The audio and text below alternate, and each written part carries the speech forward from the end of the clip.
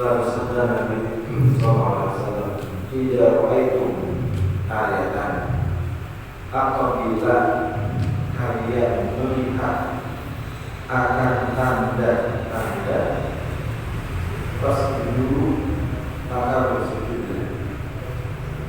Artinya dalam hadis ini beliau memberitahu bahwa apabila seseorang melihat tanda datangnya bahaya, maka diperintahkan untuk sujud kepada Allah Subhanahu wa Ta'ala. Jadi bahaya tersebut berupa yang namanya bala misalnya, atau kesusahan, atau penderitaan, atau kekeringan, maka silakan daripada tidak bersujud. Tanda bahaya tadi itu seperti bala, kemudian seperti gerhana matahari, maka itu adalah sebagian tanda-tanda yang menunjukkan daripada berbahaya buat kehidupan manusia. Terjadi gerhana matahari bulan pasti ada efeknya. Setiap ada kejadian di luar kebiasaan kita pasti mempunyai efek yang tidak mengenakan buat manusia.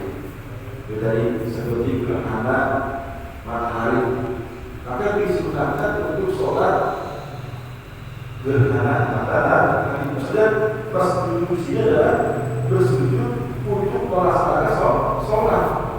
Kita disunahkan untuk sholat gerhana matahari.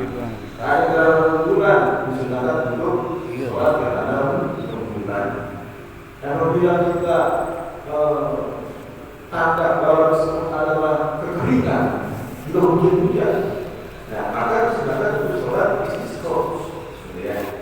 Atau kita mendapatkan bala atau bala apapun namanya, kita disuruh sholat sunnah. Kita sholat yang memang sudah ada waktunya, rawatib, atau memang sholat mutlak. Jadi di sini adalah melaksanakan daripada sholat. Jadi jangan kita abaikan, karena yang namanya tanda bala ini sebelum terjadi kepada kita minta Allah Subhanahu wa Ta'ala agar dihindari yang namanya bala, agar tidak terkena daripada kita yang itu adalah musibah. Makanya doa kepada Allah. Seperti itu terjadi bala saat kekeringan, minta Allah agar diberikan turun hujan. Atau dari itu terjadi gerhana matahari bulan, itu pasti ada sisi negatifnya. Sebelum terjadinya negatif atau bala kepada kita, minta Allah bahwa kita biar dihindari yang namanya bala tersebut. Ini sujud yang memang sudah ditentukan di dalam syariat, yaitu sujud di dalam sholat. Ada juga sujud di luar sholat, seperti sujud di lapang, itu bisa dalam sholat, bisa di luar sholat. Ada juga di luar sholat khusus seperti sujud syukur. Tapi kalau sujud sahwi itu berhubungan dengan di dalam sholat. Itu sujud seperti itu diperbolehkan. Selain sujud yang tidak di dalam syariat, itu tidak boleh dilakukan. Jadi juga sujud, sudah ini, kayak sujud aja, tidak boleh. Kalau tidak ada yang diperbolehkan dari itu, entah itu sholat wajib atau sunnah, atau pada sujud sahwi, sujud tilawah, dan sujud syukur. Ini artinya setiap sesuatu keadaan yang menimpa kita, semua kita kembali kepada Allah. Karena Allah yang menentukan kebaikan, Allah juga yang akan menarik kebaikan. Jadi minta kepada Allah, jangan kepada selain daripada Allah. Ini merupakan daripada keimanan kita.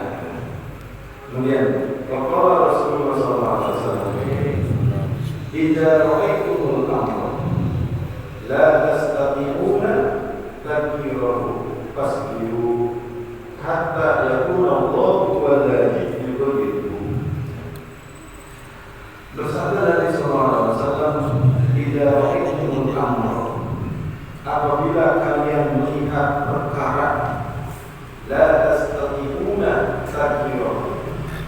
yang kalian tidak dapat mengubahnya, fasbiru maka bersabarlah.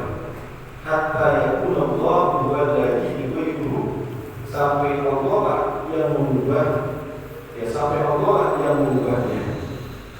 Dan ini dalam hadis kedua, ya, Nabi berpesan kepada kita, apabila kita melihat suatu perkara yang berhubungan dengan murkanya Allah, berapa perbuatan yang munkar, perbuatan kemaksiatan, kita melihat tuh kemungkaran, kita menyaksikan kemaksiatan, tetapi kita tidak mampu untuk mengubahnya. Ya. Nggak bisa kita mengubahnya. Orang yang judi nggak bisa kita usir. Orang berzina nggak bisa kita menghalanginya. Orang begini nggak bisa. Anak orang kecil, kalau kita punya jabatan seenak, kalau kita punya sebagai petinggi negara seenak, bisa memerintahkan aparat untuk berubah atau membubarkan itu dalam kegiatan kemaksiatan. Tapi kita akan bersih-bersih.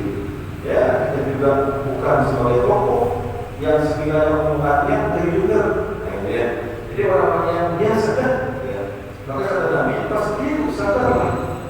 Hatta yakunallahu walladzi yughayyiru, sampai Allah yang akan mengubah daripada itu semuanya. Artinya apa? Artinya ketika ada maksiat, ini kita tidak menerima. Dan di dalam hadis Nabi itu bersabda, tidak roa ahadukum munkar falyughayyirhu biyadihi. Apabila salah seorang dari kalian telah melihat kemungkaran, maka ubahlah dengan tangannya. Fa'illam yastati' fabisanihi, maka jika ia tidak bisa, maka dengan lisannya. Fa'illam yastati' fabiqalbihi, maka apabila jika ia tidak bisa, maka dengan hatinya. Wa dzalika al-afdhu imani, dan demikian itu adalah selama-lamanya hidup iman. Artinya kalau kita mendapati orang melakukan perbuatan kemaksiatan, kemudian kita lihat ekor yang pertama, yaitu dengan kekuasaan, dengan amanah. Kalau kita orang pejabat atau perwira tinggi, kayak Polri misalnya, ya, atau kita presiden kan, maka harus benar biyadihi, dengan kekuasaan. Kita cegah atau kita bubarkan itu dalam kemaksiatan. Tapi kita bukan pejabat, kita bukan tinggi perwira, kita bukan apa-apa, tapi kita termasuk tokoh masyarakat. Ya, ulama, orang yang disembuhkan, orang yang pandang di dalam masalah tersebut, maka kami bisa dengan lisan itu, ya, ngomong, jangan pada main judi di situ, jangan pada berzina, jangan pada begini. Nah, ya. Tapi kalau kita bukan tokoh masyarakat, maka boleh dengan cara apa? Bilqalbihi, dengan hati kita. Kita benci kepada kemaksiatan, kita benci kepada kemungkaran. Ya, nanti Allah yang akan mengubah itu semuanya. Allah yang akan menegur mereka di dalam kemaksiatan. Nah, kita tak mampu memang. Ya, tetapi ketika kita hanya bisa dengan hati kita benci hingga suka di dalam kemaksiatan, itulah kita termasuk daripada orang yang ada kafir iman. Ya, selama iman masih bersyukur kita benci daripada kita ikut nimbrung di dalam kemaksiatan. Aku belum bisa sekali. Dia setuju, sangat setuju. Ya, ada dalam satu riwayat, ada seorang nabi Yusuf bin, beliau mendapatkan wahyu dari Allah SWT. Ya, Yusuf, aku akan memberikan azab kepada umatmu 40.000 orang yang mukmin, orang yang soleh, 60.000 orang yang suka di dalam perbuatan kemaksiatan. Mana bisa bertanya, ya Rabb, kalau orang yang ahli maksiat, orang fasik, wajar dah engkau berikan azab, wajar dah engkau berikan bala. Tetapi kenapa 40.000 ini orang yang soleh, orang baik-baik, kenapa juga ada ibadat itu ada? Kata Allah jawab, karena mereka setuju, karena mereka makan minum bersama dengan orang yang ahli maksiat. Hati mereka sudah benci kepada mereka. Mereka sana-sananya tuh dia pada berzina, percuekannya, dia menyembelih pada anda mau tahu dosa, dia pada minum khamr, ya bodoh amat. Makanya di dalam transaksi kehidupan dia masuk ke dalam normalnya. Berarti dia tidak akan pernah setuju di dalam tentang kemaksiatan. Maka kalau kita ya diem saja, misalnya nih di kampung kita ada kemaksiatan, ya berarti kita dianggap orang yang setuju di dalam kemaksiatan. Ya, nanti Allah yang akan memberikan suatu menurunkan azab kepada semuanya, mau dia orang yang baik ataupun dia orang yang ahli maksiat.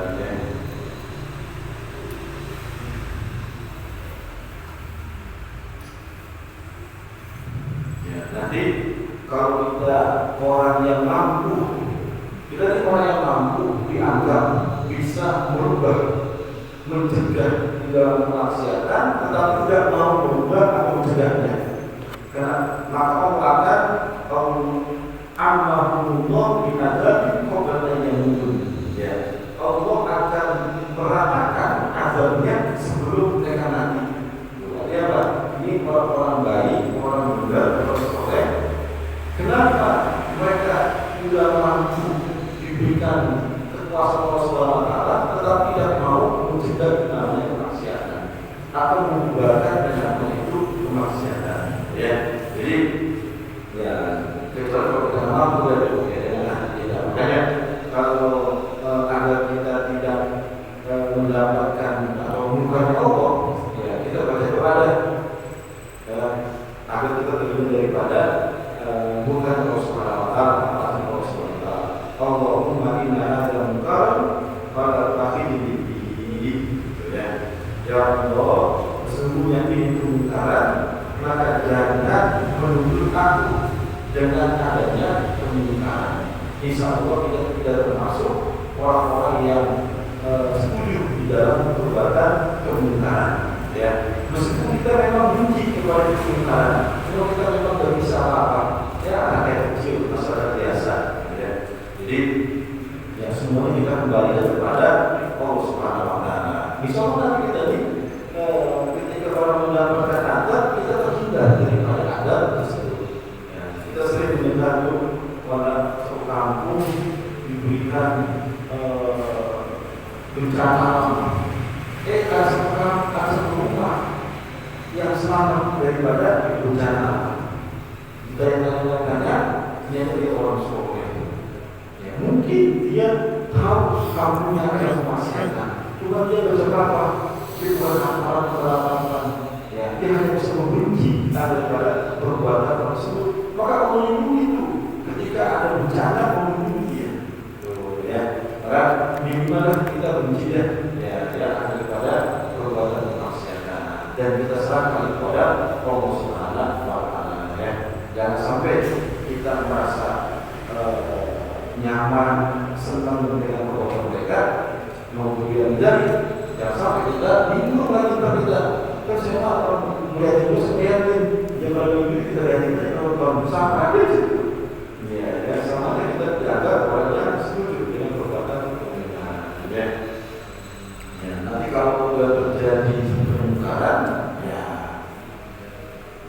kalau sudah bala turun, maka ya semuanya tetangga yang kembali semua rata nanti. Kasihan orang-orang yang tidak tahu apa yang di dalam perbuatan maksiat. Tetapi ketika kita mampu mengubah kemungkaran didasarkan dengan keikhlasan. Ikhlas kita, ya jangan ada unsur apapun kan, jangan ada unsur dunia, jangan ada unsur ini mencari nama bersekarang nih dari musim kampanye, saya cawe ini, wah ada kemaksiatan terus saya mudah, tidak apa orang tahu saya peduli dengan kampung. Nah, tujuan apa tuh dunia? ingin dipilih di dalam pemilihan umum misalnya, atau dari kelas. Karena dalam satu riwayat ada seseorang ketika dia lewat ada pohon tersebut lagi sebelah orang kasih sajen. Dipikir ini perbuatan musuh ini, ya. Tanpa pikir panjang pulang dia ke rumah. Kemudian ngapain pulang ke rumah? Ngambil apa? Ya, ngambil apa? Kemudian mau menerbang pohon biar orang terhindar daripada kemusyrikan. Di tengah jalan dicegat sama seseorang. Ternyata orang tersebut adalah iblis, ya syaitan. Kemudian apa? Ngapain orang tuh orang pada menyembah pohonan, kalau sesajen dia malam begini, ya begitu orang muslim ini, nggak boleh ini, rusak akidah nih, saya mau kembang ke pohonan. Kata iblis tersebut yang bukan manusia, tak jangan, itu urusan mereka, dari aja udah, yang urusan mereka. Bapak orang yang lakukan dia dosa, tapi ini kemungkaran, gak bisa nih. Saya masih mampu untuk menerbang orang. Jangan Pak, Bapak ini mesti ambil orangnya. Ya. Jangan mesti ikut campur urusan orang.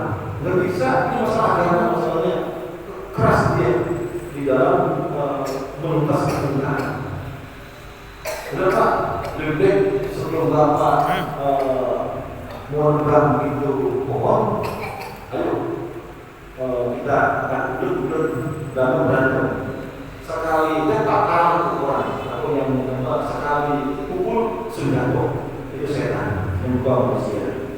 Waduh, saya tidak kuat, saya kalah. Udah, Pak, Bapak menurut jangan ngomong depan pohon ya. Kalau Bapak nggak jadi ngomong, saya janji dan janji. Saya berikan Bapak setiap pagi berapa bintang. Ya. Ya, sebenarnya berbalik ini, coba lihat peserta, saya buktikan sendiri, coba sendiri. Oh, itu benar. Ya, juga begitu, nggak jadi menolak pokoknya.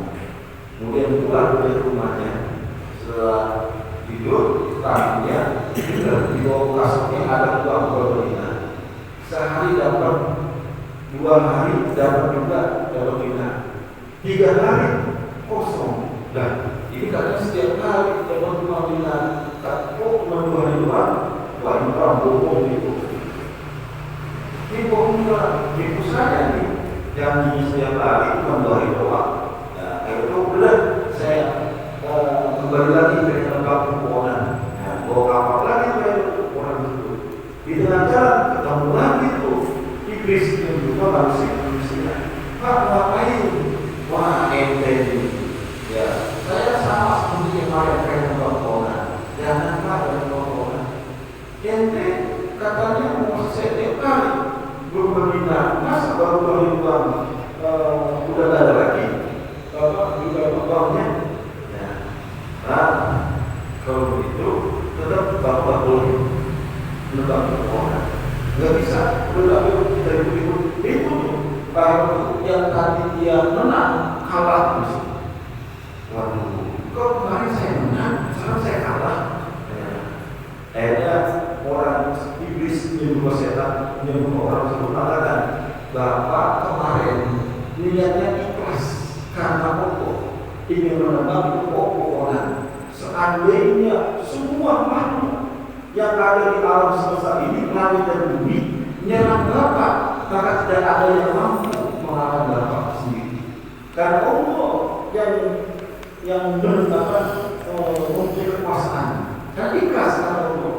Tetapi karena sekarang Bapak niatnya karena dunia, maka kalau Bapak berani, nih hebat, langsung hebat, langsung sadar dia sudah bulan jadi. Jadi apa?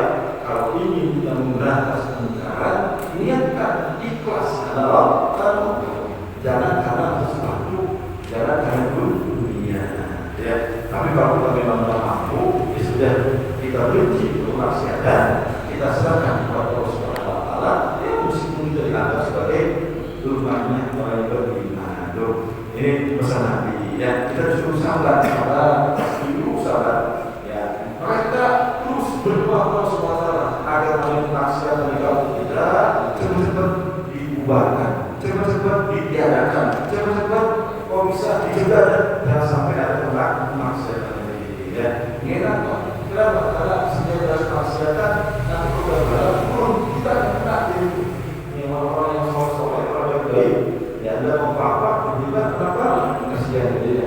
Nah, orang yang berbuat maksiat wajar dia kena. Dari pada kegagalan. Ini makanya kita benci dengan kemaksiatan. Kalau memang tidak mampu, dia sabar dan kalau semuanya. Nanti Allah yang akan mengubahnya. Dengan cara Allah itu hanya cara Allah. Ya. Kalau dengan cara Allah kita ya nggak bisa dengan akal kita. Ya. Ini sebenarnya. Ya. Kalau Rasulullah SAW, jika raitumul hariqah fakabiru, fa inna tadbira yutfi'u. Terus Nabi sallallahu alaihi wasallam, jika raitumul hariqah, apabila kalian melihat kebakaran, maka takbir. Fa inna tadbira yutfi'u. Maka sesungguhnya takbir itu dapat memadamkannya. Hadis yang ketiga, ya, apabila kita melihat kebakaran yang terjadi di rumah kita atau orang lain, maka disuruh bertakbir kepada Allah Subhanahu Wa Taala. Ya, Allahu Akbar, Allahu Akbar. Sebanyak-banyaknya tuh, ya sebanyak-banyaknya. Insya Allah yang namanya itu api akan padam. Ya, karena ketika setan itu diciptakan dari api, kemudian setan sombong dengan asal mulanya bahwa dia diciptakan dari api. Untuk menghilangkan rasa sombong tersebut, maka sebutlah nama Allah Subhanahu Wa Taala, Allah yang paling besar. Tuh, nah itu apa? Ketika api keluar, ya diubah seperti setan, maka dia akan luluh, ya, sadar bahwa dirinya adalah makhluk Allah Subhanahu Wa Taala. Ya, jadi insya Allah itu api tidak menyebar kemana-mana. Takbir itu, yang berbanyak masalah 2 kali berdosa akan beribadah kepada tersebut. Ya, bahkan disunahkan lagi digabung dengan kalimat Bismillahirrahmanirrahim. Wala haula wala quwwata illa billahil azim.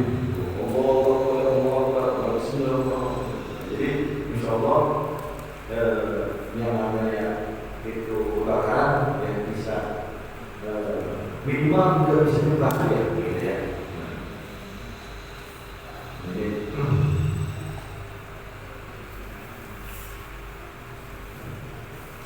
wallahu a'lam bishawab.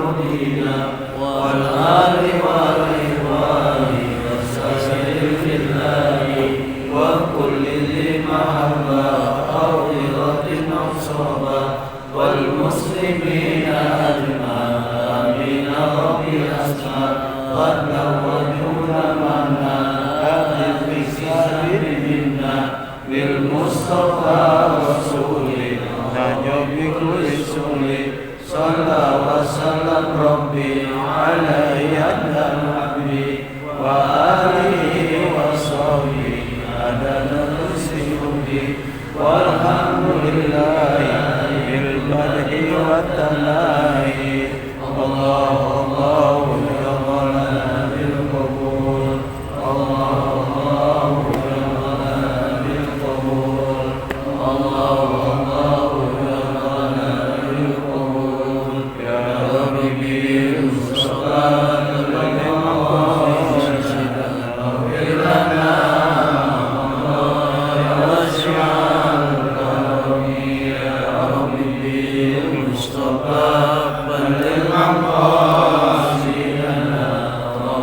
Tuhan